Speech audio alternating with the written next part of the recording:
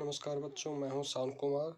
आज हम पढ़ेंगे साइंस का चैप्टर द्वितीय इनकी अध्याय नंबर 2 अमल और अक्षर एवं लवण, जो कि कक्षा की 11वीं क्लास 10वीं का है। तो सबसे पहले क्वेश्चन आता है आपका कि अमल है क्या, या अमल किसे कहते हैं। अमल ये स्वाद में इकट्ठे होते हैं, नीले लिटमस को लाल में बदल देते हैं। ये जलीय विलयन में H+ आयन देते हैं, जिसको इंग्लिश में एसिड कहते हैं। जो एसिड शब्द लैटिन भाषा से लिया गया है, जिसका अर्थ होता है खट्टा। आगे है प्रबल अमल। कुछ उदाहरण HCl, H2SO4, HNO3 और दुर्लभ अमल CH3, COOH, लैक्टिक अमल और ऑक्सैलिक अमल। प्रबल अमल कहते किसको है। प्रबल अमल वो अमल होते हैं जो जल में घुलने के बाद H+ आयन देते हैं अधिक संख्या में। और दुर्लभ अमल क्या होते हैं, ऐसे अम्ल जो जलीय विलयन में H+ की संख्या कम होती है, उसे क्या बोलते हैं, दुर्लभ अम्ल। आगे है सांद्र अम्ल किसे कहते हैं, जिसमें अम्ल की मात्रा अधिक होती है जबकि जल की मात्रा कम होती है, उसे सांद्र अम्ल कहते हैं। और तन्नु अम्ल किसे कहते हैं, जिस विलयन में अम्ल अल्प मात्रा में हो जबकि जल अधिक मात्रा में हो, यानी कि एक दूसरे के ये अपोजिट हैं, तो उसे क्या कहते हैं, तन्नु अम्ल कहते हैं। आगे है अक्षारक। ये बिल्कुल उसके अपोजिट होते हैं एसिड के, यानी कि अम्ल के। ये स्वाद में कड़वे होते हैं। ये लाल लिटमस को नीले में बदल देते हैं, जबकि वो नीले को लाल कर देते थे। ये जलीय विलयन में OH- आयन देते हैं। जब भी इसको आप वाटर के अंदर डिजोल्व करते हो, तो डिजोल्व करने के बाद OH- आयन देते हैं ये। उसके बाद है प्रबल अक्षारक। NaOH, KOH, CaOH2 ये क्या आपके प्रबल अक्षारक हैं। प्रबल अक्षारक वो होते हैं जो जल में घुलने के बाद OH- आयन की संख्या बहुत ही अधिक होती है, तो उसे बोलते हैं प्रबल अक्षारक। और दुर्लभ अक्षारक ऐसे अक्षारक जो जल में घुलने के बाद OH- की आयनों की संख्या कम होती है, तो उसे क्या बोलते हैं, दुर्लभ अक्षारक। उसके बाद होता है अक्षार किसे कहते हैं। जल में घुलनशील अक्षारक को ही अक्षार कहते हैं। उदाहरण के तौर पर NaOH, KOH, MgOH2। और ये ध्यान रखना है, जो ये MgOH2 है, इसको मिल्क ऑफ मैग्नीशिया भी बोलते हैं। क्या बोलते हैं, मिल्क ऑफ मैग्नीशिया। आगे है लवण। लवण अम्ल व अक्षार की परस्पर अभिक्रिया से प्राप्त होता है।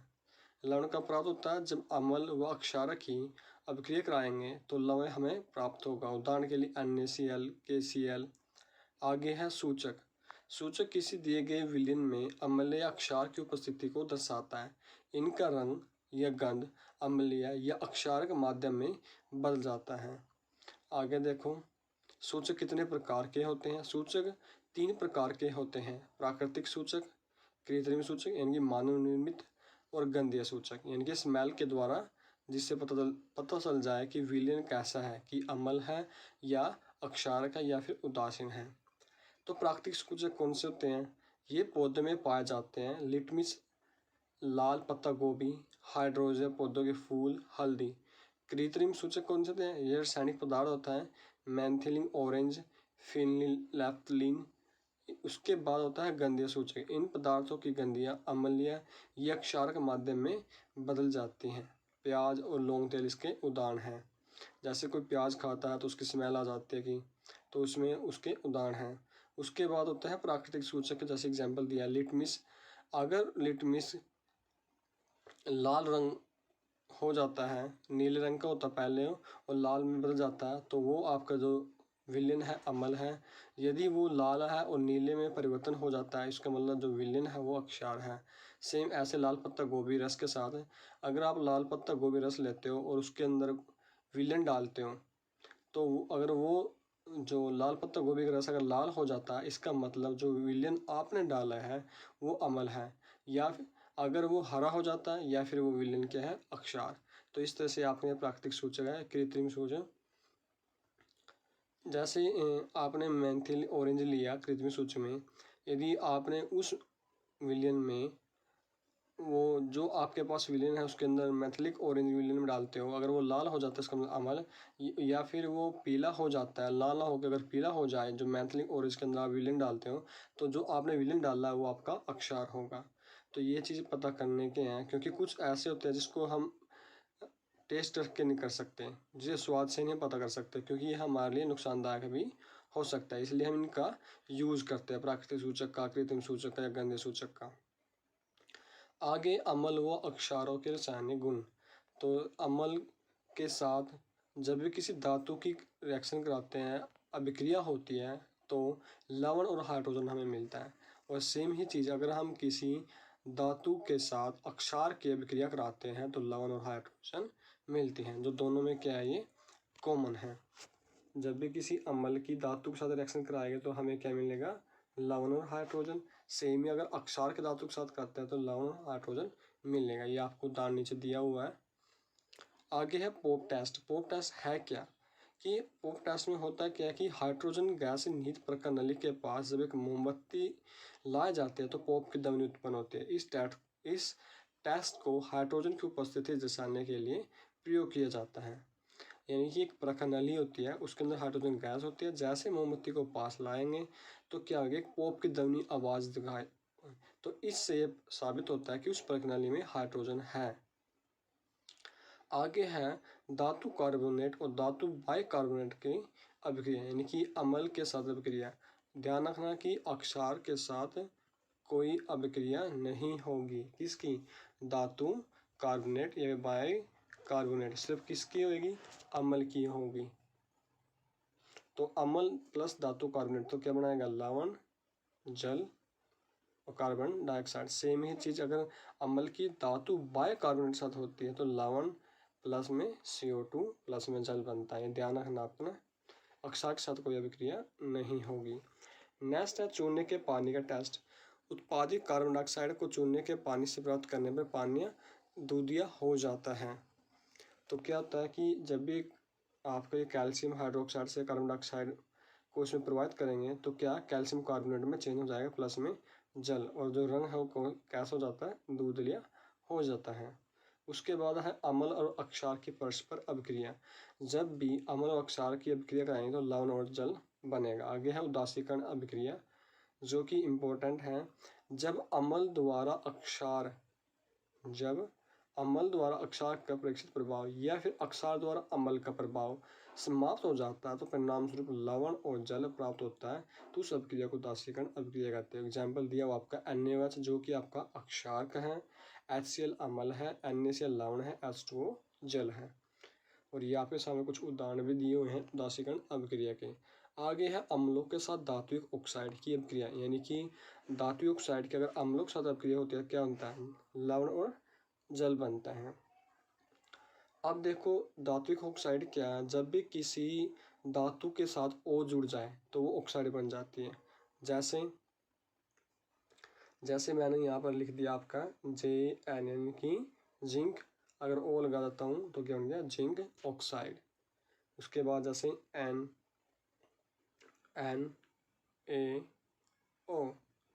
तो Na सोडियम, O के ऑक्सीजन लगी तो क्या बन गया आपका धातु ऑक्साइड, नाम क्या बनेगा, सोडियम ऑक्साइड।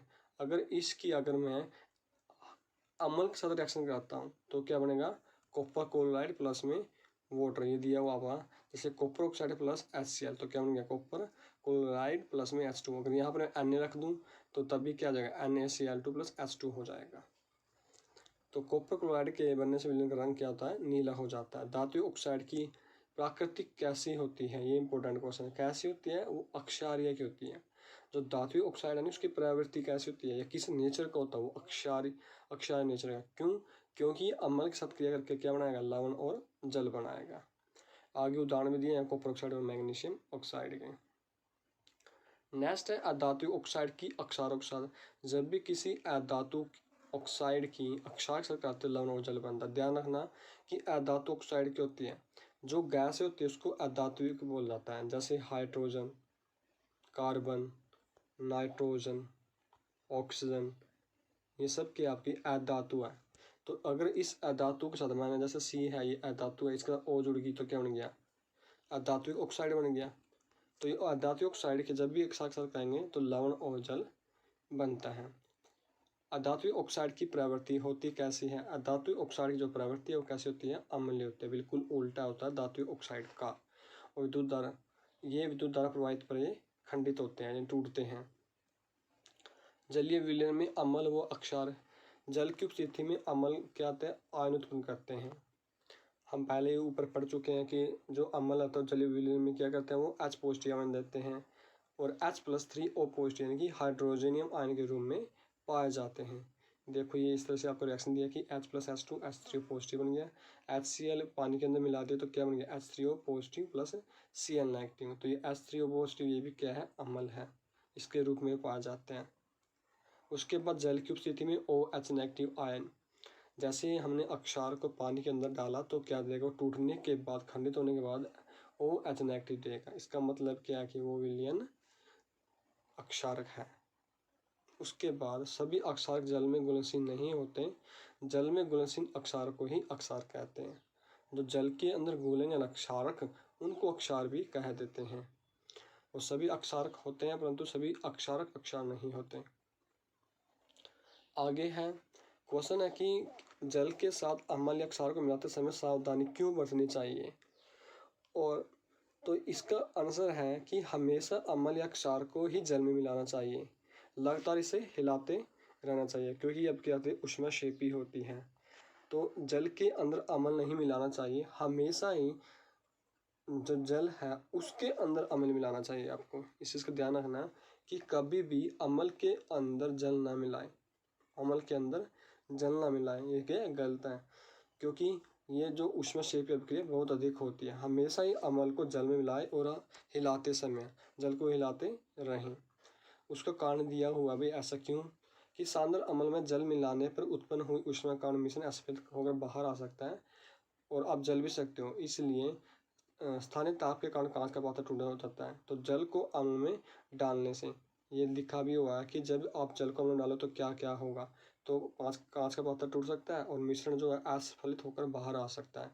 इसलिए अम्ल को जल में डालें, न कि जल को अम्ल में। एक ये आपका जो डायग्राम है, इंपॉर्टेंट डायग्राम दिया जो आप ऊपर पढ़ चुके हैं, उसका ये निष्कर्षण है, शॉर्ट फॉर्म में दिया हुआ है। जो दो कॉमन चीज़ है वो देखो, एक तो है जब भी किसी अम्ल को अक्षार के साथ कराएंगे लवण और जल मिलेगा, और जब भी धात्विक ऑक्साइड के साथ अम्ल की रिएक्शन कराएंगे तो हमें क्या मिलेगा, लवण और जल मिलेगा। देखो ये लवण और जल मिलेगा, ध्यान रखना दोनों कॉमन है। उसके बाद जब किसी अम्ल की अभिक्रिया धातु कार्बोनेट के साथ कराते हैं, धातु बाई कार्बोनेट के साथ या फिर धातु कार्बोनेट के साथ कराएंगे तो दोनों में क्या, लवण CO2 प्लस में जल, इन दोनों में क्या है, कॉमन है, ये मिलेगा। और अगर किसी अम्ल की धातु के साथ रिएक्शन कराते हैं, अगर किसी अम्ल की धातु के साथ रिएक्शन कराते हैं तो लवण प्लस हाइड्रोजन मिलेगा। तो लवण और जल ये मिल गया, दोनों में कॉमन है, ये दोनों कॉमन है। धातु बाई कार्बोनेट हम पढ़ चुके हैं NaHCO3, जिसको हम क्या बोलते हैं, खाने का सोडा भी बोला जाता है या बेकिंग सोडा बोला जाता है। नेक्स्ट आगे है अक्षार। अक्षार के बारे में कि आपके सिर्फ तीन अभिक्रिया, जो अक्षार है वो तीन के साथ रिएक्शन करेगा। सबसे पहले तो वो धातु के साथ लवण हाइड्रोजन, दूसरा अधात्विक ऑक्साइड के साथ लवण और जल, और तीसरा क्या, जब अम्ल के साथ, सभी तीन के साथ करेगा, 1 2 3 और वो 5 के साथ करता है। ये धातु बाई कार्बोनेट और धातु कार्बोनेट के साथ अभिक्रिया नहीं करेगा। आगे समानताएं देखनी आपने कि सभी अम्लों में H+ आयन उत्पन्न होते हैं और सभी अक्षारों में OH आयन उत्पन्न करते हैं, हम ये पहले पढ़ चुके हैं। जब कोई अम्ल या अक्षार जल में मिलाया तो ये तनुकृत होता है, तनुकृत मतलब टूट जाता है, और आयन जब जल में मिलाने पर आयनों की सांद्रता H3O पॉजिटिव या OH नेगेटिव प्रति इकाई कमी हो जाती है। अक्षार तथा अम्ल की प्रबलता किस पे निर्भर करती है, वो निर्भर करती है किसी अक्षार या अम्ल की प्रबलता उसके द्वारा H+ आयन और OH नेगेटिव आयन संख्या पर निर्भर करता है। उदाहरण के तौर पे यदि किसी कोई विलेन है उसमें H पॉजिटिव संख्या ज़्यादा है, इसका मतलब प्रबल अम्ल है। अगर किसी विलयन में OH नेगेटिव आयनिक संख्या ज़्यादा है तो वो क्या आपका प्रबल अक्षार है। अगर H पॉजिटिव की संख्या कम है किसी विलयन में तो वो क्या आपका दुर्लभ अम्ल। सेम ऐसे ही अगर OH नेगेटिव आयनिक संख्या किसी विलयन में कम है तो वो दुर्लभ अक्षार्य। उसके बाद है यूनिवर्सल इंडिकेटर होते हैं अनेक सूचकों का जिसको मिश्रण होता है उसको बोलते हैं यूनिवर्सल इंडिकेटर। जो अनेक मिश्रण होता है यह सूचक किसी विलयन में हाइड्रोजन आयन की विभिन्न सांद्रता को विभिन्न रंगों में प्रदर्शित करता है। और जो ये प्रबलता है दुर्लभ अम्ल प्रबल या दुर्लभ अम्ल उसको इंडिकेटर करने का ये यूनिवर्सल इंडिकेटर यानी कि तब उसमें यूज किया जाता है ये। उसके बाद पीएच स्केल है क्या। पीएच स्केल होता क्या है देखो पीएच स्केल होता क्या है कि किसी विलयन में उपस्थित H आयन की सांद्रता ज्ञात करने के लिए एक स्केल विकसित किया गया जिसको कहते हैं पीएच स्केल। आगे पीएच स्केल जो पी है पी का मतलब क्या होता है पावर यानी कि शक्ति यानी H का मतलब क्या हाइड्रोजन यानी कि शक्ति की पावर ऑफ हाइड्रोजन। ध्यान रखना आगे अगर पी किसी भी विलयन की या किसी वस्तु की अगर पीएच वैल्यू 7 है तो वह उदासीन है। अगर वो 7 से कम है तो अम्लीय विलयन है। अगर 7 से ज़्यादा तो वो क्षारीय नेचर का है। और जो ये स्केल होता है 0 और 14 के बीच में होता है 0 और 14 के बीच में। अब आगे ये जो आपको डायग्राम दिया हुआ दुर्लभ अम्ल और दुर्लभ प्रबल अम्ल का तो इसमें ध्यान रखना आपने कि दुर्लभ अम्ल कब होगा और प्रबल अम्ल कब होगा। अगर किसी विलयन की वैल्यू 4 से कम है तो वो क्या है प्रबल अम्ल। अगर किसी की वैल्यू 4 से ज़्यादा है जैसे कि 5 6 या 7 7 पर उदासीन हो जाएगा 6 या 7 है तो वो क्या दुर्लभ अम्ल।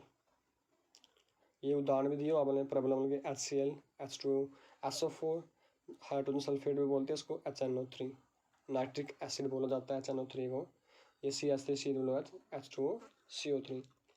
सेम ऐसे दुर्लभ अक्षार और प्रबल अक्षार ये भी ध्यान रखना। अगर आपको किसी की वैल्यू ज़्यादा है जैसे कि 11 12 ये बढ़ती हुई है ना 13 या फिर 14 इसका मतलब क्या प्रबल अक्षार जो किससे ज़्यादा है जो 10 से ऊपर हो। अगर किसी भी अक्षार की वैल्यू हो अगर आपकी 8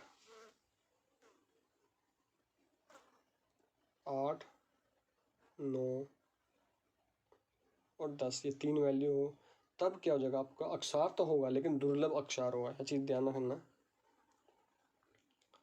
उसके बाद बढ़ती हुई अम्ल प्रकृति बताइए जो 7 से नीचे वो अम्ल है जो 7 से ज़्यादा है वो अक्षार प्रकृति का है। अगर पूरे 7 कंप्लीट उदासीन और ये वैल्यू है 0 से 14 स्केल की।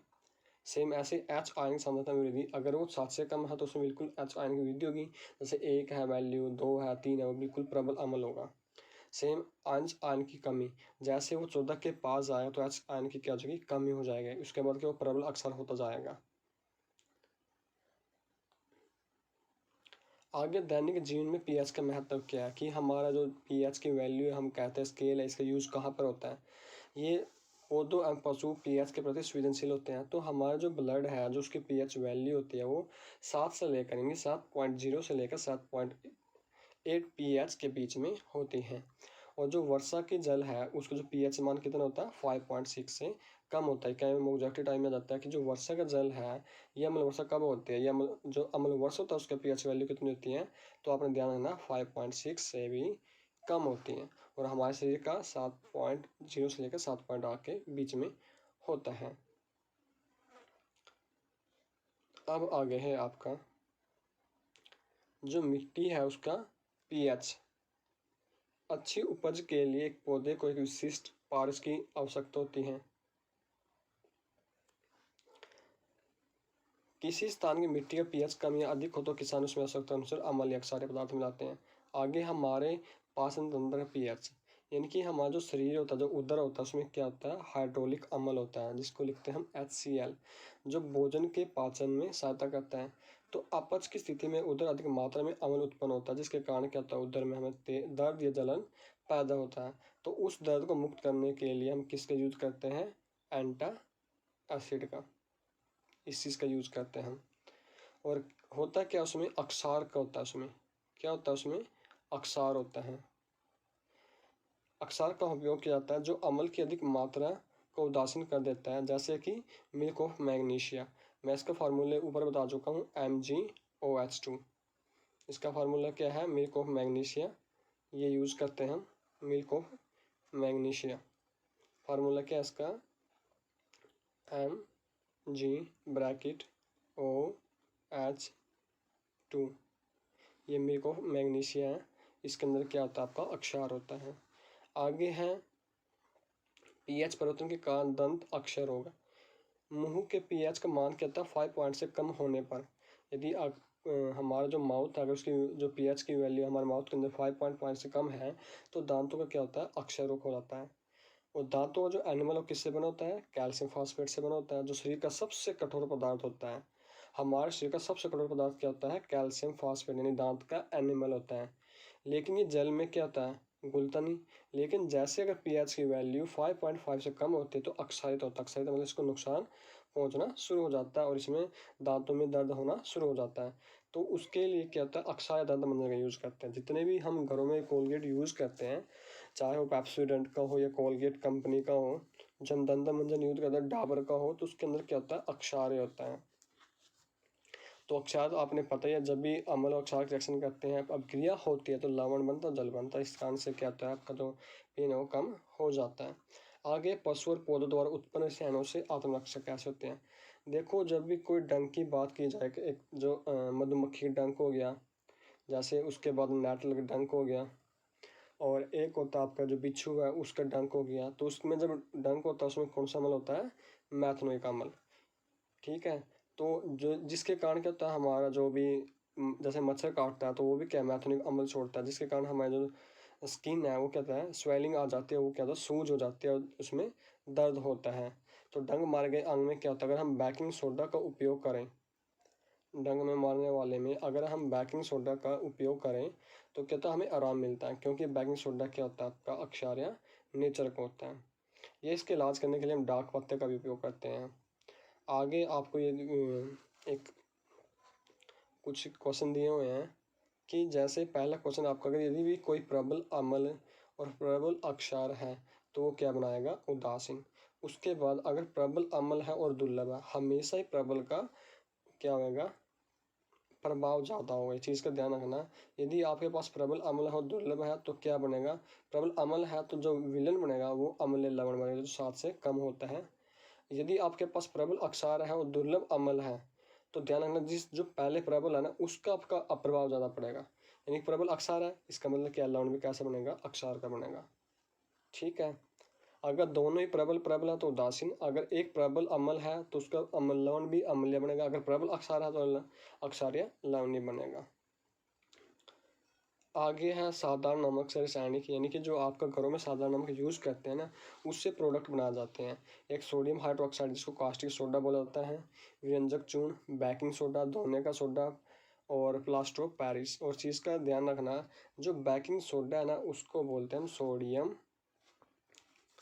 सोडियम बाइकार्बोनेट, जो हम पहले पढ़ चुके हैं। और इसको बोलते हैं, धोने के सोडे को बोलते हैं सोडियम कार्बोनेट। तो ध्यान रखना कि जो बेकिंग सोडा, सोडियम कार्बोनेट भी बोलते हैं, बेकिंग सोडा भी बोलते हैं, खाने का सोडा भी बोलते हैं, और जो धोने का सोडा है उसको क्या बोलते हैं, सोडियम कार्बोनेट, और वो बाइकार्बोनेट है। तो देखो, सोडियम हाइड्रोक्साइड मिलता हमें कैसे है। देखो, NaCl इसमें वाटर मिला दिया, जैसे इसमें से हम सोडियम क्लोराइड का जलीय विलयन बन गया इनको मिलाने से, तो विलयन से विद्युत दाब प्रभावित करने पर वियोजित हो जाता है। वियोजित मतलब टूट हो जाता है, सोडियम हाइड्रोक्साइड उत्पन्न होते हैं।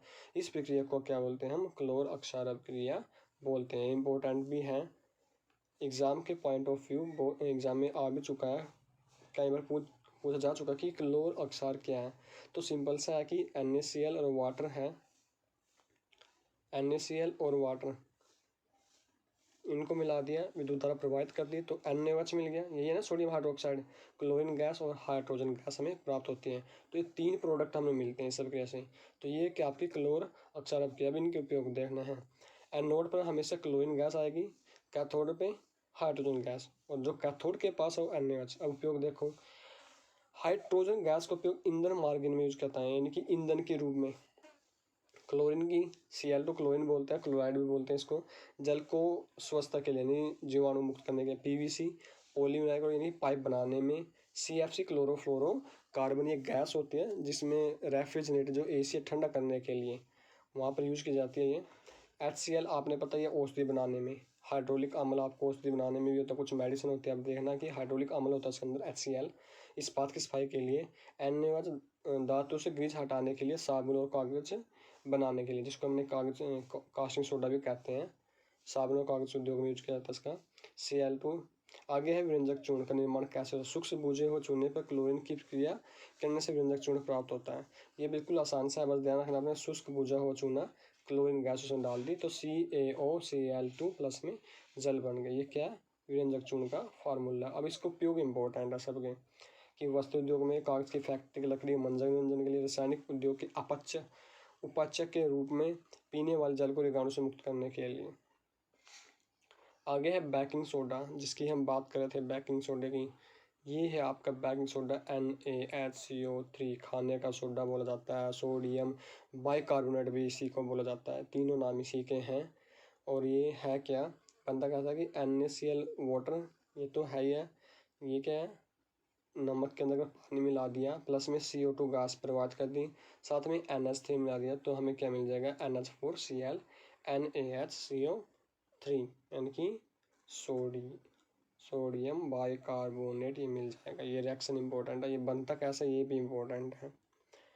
खाना पकाते से उसके बाद यह एक दुर्लभ असंक्रामक अक्षारक है। दुर्लभ है ये अक्षारक नेचर की है NaHCO3।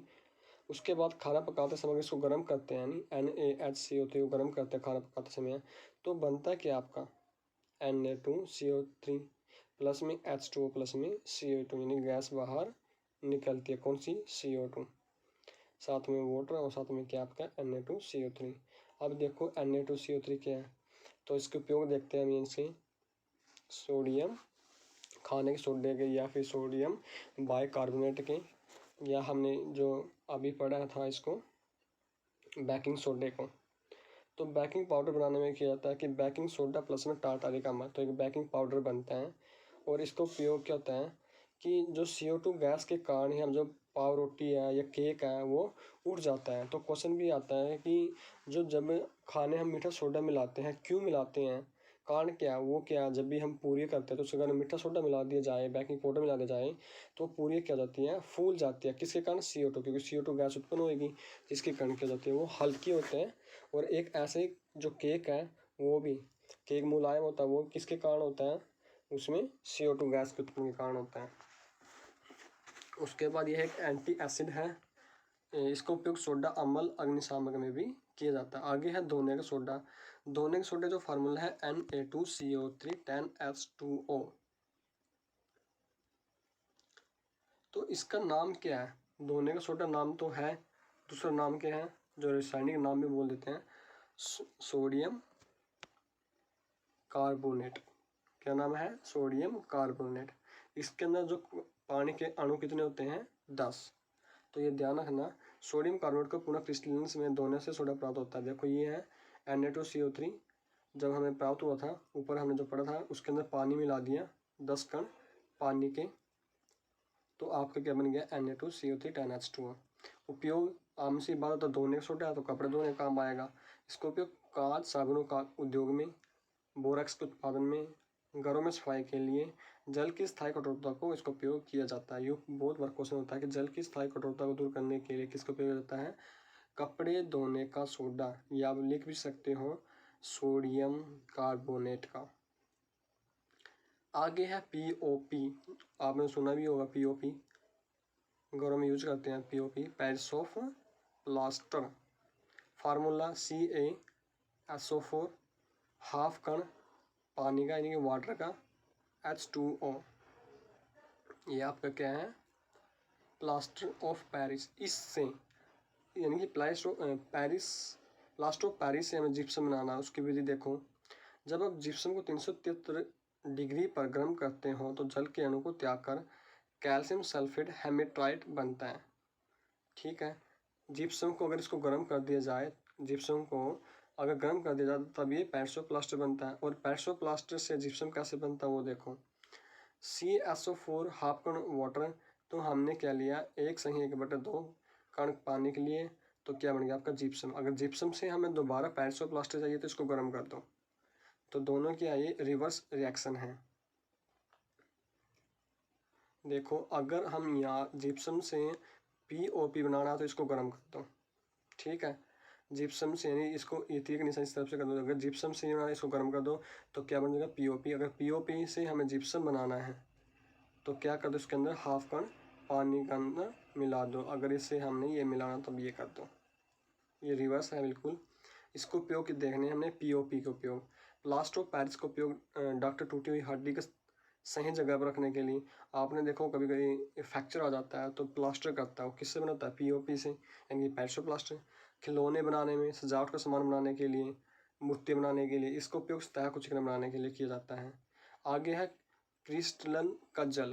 क्रिस्टलन जल है क्या, कि लवण के एक सूत्र इकाई में जल के निश्चित अणुओं की संख्या निश्चित क्या होती है, यानी फिक्स होता है कोई चीज़, यानी कि उसमें कोई जो परमाणु संख्या, वाटर के जो परमाणु है, जो जल है, उनकी अणु संख्या क्या होती है कि निश्चित होती है, यानी फिक्स होती है। उसको क्या बोलते हैं, क्रिस्टलन का जल। उदाहरण देखो, उदाहरण है CuSO4 5H2O। इसमें क्या होता है, क्रिस्टलन के जो जल है कितने अणु होते हैं, 5। Na2 से 10H2O में जल के अणु कितने हैं, 10। ये फिक्स है बिल्कुल। CaSO4 2H2, यानी कि जिप्सम, इसमें जल अणु कितने होते हैं, 2। आगे है कुछ क्वेश्चन आपने खुद ये फाइंड आउट करने हैं। आपने वीडियो को ध्यान से देखना है, बिल्कुल पॉज करके। जैसे चीनी डगा में कौन सा अम्ल होता है, अंडे के छिलके में नाइट्रिक अम्ल डालने से क्या होगा, एक लवण का नाम बताना जिसमें क्रिस्टल का जल नहीं होता। ये क्वेश्चन आपके, अम्ल वर्षा का जल जब नदी में प्रवाहित होता है तो जीवधारी को उत्तरजीविता कठिन क्यों जाती है। उसके बाद लघु उत्तर प्रश्न है ये 2 नंबर वाले। उसके बाद है आपके ये आगे बहुत सारे क्वेश्चन हैं, खुद फाइंड आउट करना आपने। लघु के 3 नंबर वाले मार्क क्वेश्चन।